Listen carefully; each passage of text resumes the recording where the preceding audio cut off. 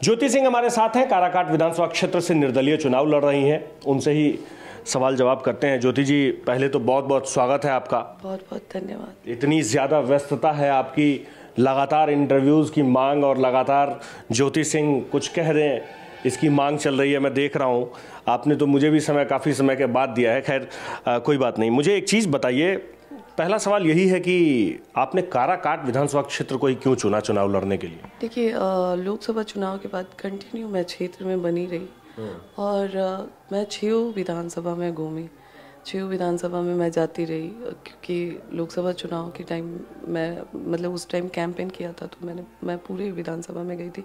तो लोकसभा के बाद भी मैं कैंपेन करती, मैं लोगों के सुख दुख में आती रहती थी। तो मैंने प्रॉपर टाइम दिया हर विधानसभा में। तो मुझे देखिए लगा कि काराकाट जो है ना, एक ऐसी जगह है कि जिसको काराकाट से ही जाना जाता है, लेकिन काराकाट में विकास की अगर आप बात करते हैं तो विकास कहीं आपको दिखेगा ही नहीं। अब ये बहुत शॉकिंग है कि हम जिस जगह के नाम से जानते हैं, उस जगह पे चलने के लिए रोड नहीं है, रास्ते नहीं है, बच्चों के लिए स्कूल नहीं है, स्वास्थ्य को लेके बहुत सारी मैं देख रही हूँ दिक्कतें हैं। यहाँ पे हॉस्पिटल नहीं है बढ़िया, और शमशान घाट नहीं है। फिर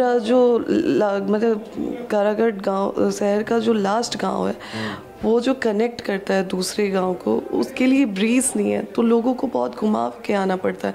तो ये बहुत सारी दिक्कतें हैं जो मैंने देखा।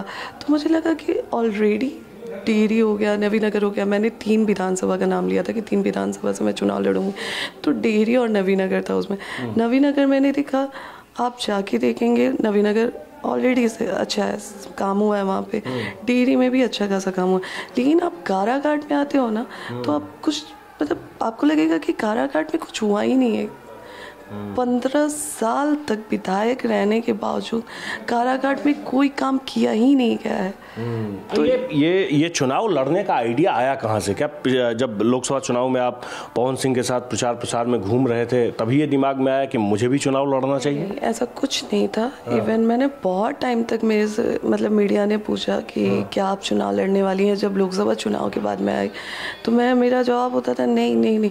पर लोगों से जब मैं यहाँ पे मिलती रही, मिलना जुलना लगा रहता था, तो लोग बड़े उम्मीद से मुझे कॉल करते थे कि भाभी हमारे साथ ये दिक्कत है, भाभी हमारे साथ ये दिक्कत है, भाभी क्या आप बात कर लेंगी क्या ऊपर में।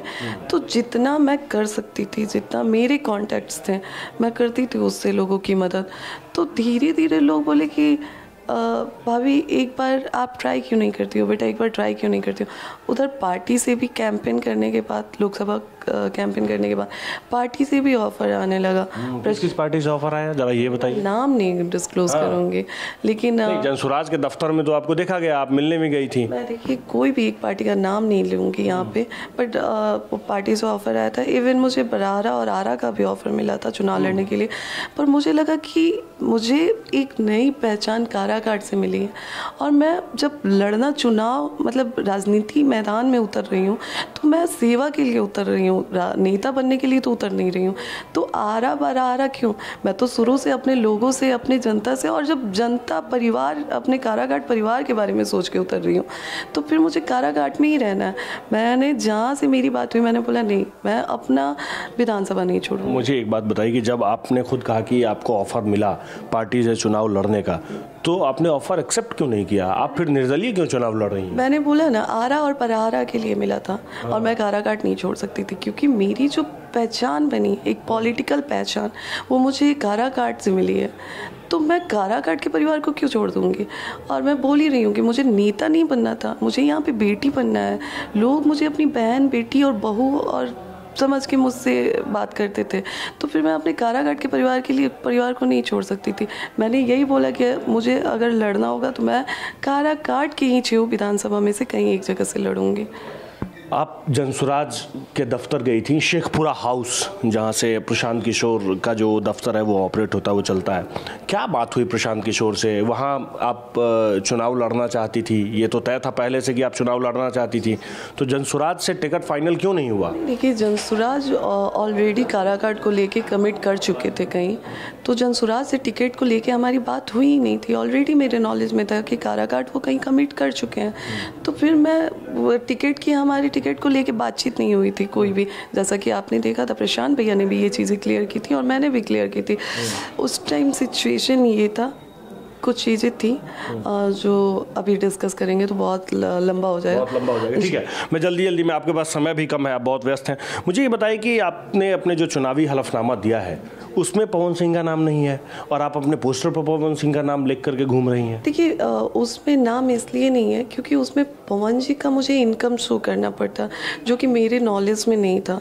मतलब उनका जो आय व्यय है वो मुझे दिखाना पड़ता, जो कि मेरे नॉलेज में नहीं था। चूँकि पवन जी से मेरी बात नहीं हो पा रही थी, हो पा रही है, तो फिर मैं क्या शो करती वहाँ पे। जब वो चुनाव लड़े थे तो उन्होंने मेरा अकाउंट डिटेल पूरे साल का उन्होंने मांगा था, तो हमारी तो उस टाइम बातचीत थी। उन्होंने मांगा, मैंने दे दिया। अब वहाँ पे उनके से रिलेटेड जो चीज़ें डालनी होती तो मुझे तो पता ही नहीं था, तो मैं क्या फील, मतलब उसमें क्या फॉर्म में फील करती, तो इसलिए वहाँ पे मतलब उनका नाम नहीं दिया गया। अब बाकी देखिए, पेपर से थोड़े हो जाता है, पूरी दुनिया जानती है पवन जी की पत्नी हूँ मैं और पवन जी मेरे पति हैं। नहीं, लेकिन चुनावी हलफनामा में भी तो यही बताना पड़ता है ना। रीज़न तो मैंने बताया ना कि उसमें देखिए, उसमें आपकी एक छोटी सी गलती आपका नॉमिनेशन रद्द कर सकती थी, तो मेरे पास था ही नहीं डिटेल पवन जी का कि मैं कुछ उसमें डालूं, तो इसलिए वो मतलब इस वजह से मैंने उनका नाम वहाँ पे नहीं डाला था। आप लखनऊ गई थी उनके फ्लैट पर, जब वो वीडियो वायरल हुआ सोशल मीडिया पर, उसे लेकर खूब चर्चा हुई, पवन सिंह भी आए प्रेस कॉन्फ्रेंस करने के लिए, आप भी अपनी बात मीडिया में रखी। मैं जब काराकाट में घूम रहा था तो कई लोगों ने कहा कि पवन सिंह के जो विरोधी हैं वो चाहते थे कि ज्योति सिंह वहाँ जाएँ और ज्योति सिंह उनके इशारे पर ही गई। देखिए, ऐसा कुछ नहीं है। मैं लोकसभा चुनाव में भी पवन जी के कहने पे आई थी, पवन जी ने मुझे बुलाया था तो मैं आई थी, और लोकसभा चुनाव में मैंने प्रचार किया था उनके लिए। तो उसके बाद से अचानक से फिर हमारे बीच में बातचीत बंद हो गई। तो मैंने, क्यों बातचीत बंद हो गई? मुझे नहीं पता। मेरा सवाल भी वही है। मैं, आपने अगर मेरा वीडियो चीज़ें देखी होंगी तो मैं बोल ही रही हूँ कि मेरे 4 सवाल है, बस पवन जी उसका जवाब दे दें, जो आज भी मुझे वो जवाब नहीं मिल पाया है। तो मैं वो 4 सवाल लोगों को वो दिखा उस टाइम, मैं वो 4 सवाल लोकसभा चुनाव के बाद से ही उनको फ़ोन मैसेज कर रही थी, लेकिन रिस्पॉन्स नहीं आ रहा था। और चूँकि इतना बड़ा डिसीज़न मैं लेने जा रही थी अपने जीवन का, चुनाव लड़ने का, तो एक बार मैंने सोचा कि एक बार बैठ के मुझे उनसे डिस्कस करना चाहिए। आपने वो बात नहीं हुई चुनाव लड़ने के बारे में, उन्हें जानकारी दी थी आपने अपने तरफ से? नहीं, जो उन्होंने मेरा, मतलब वो, उनसे मेरी बात ही नहीं हो पाई लोकसभा चुनाव के बाद, ना ही कॉल पे ना ही मैसेज पे। तो फिर मैं कैसे उनको जानकारी देती। तो मैं वही उनसे बात करने के लिए गई थी कि देखिए क्या, मतलब क्या है, कैसे है, क्या करना है आप, मतलब यही सारी चीज़ें डिस्कस करने गई थी। और भी बहुत सारी चीज़ें थी जो मेरी पर्सनल है, मैं अभी नहीं बात कर सकती हूँ उस बारे में। तो उस चीज़ों को लोगों ने दूसरी वे में ले लिया, जबकि वैसा कुछ नहीं था।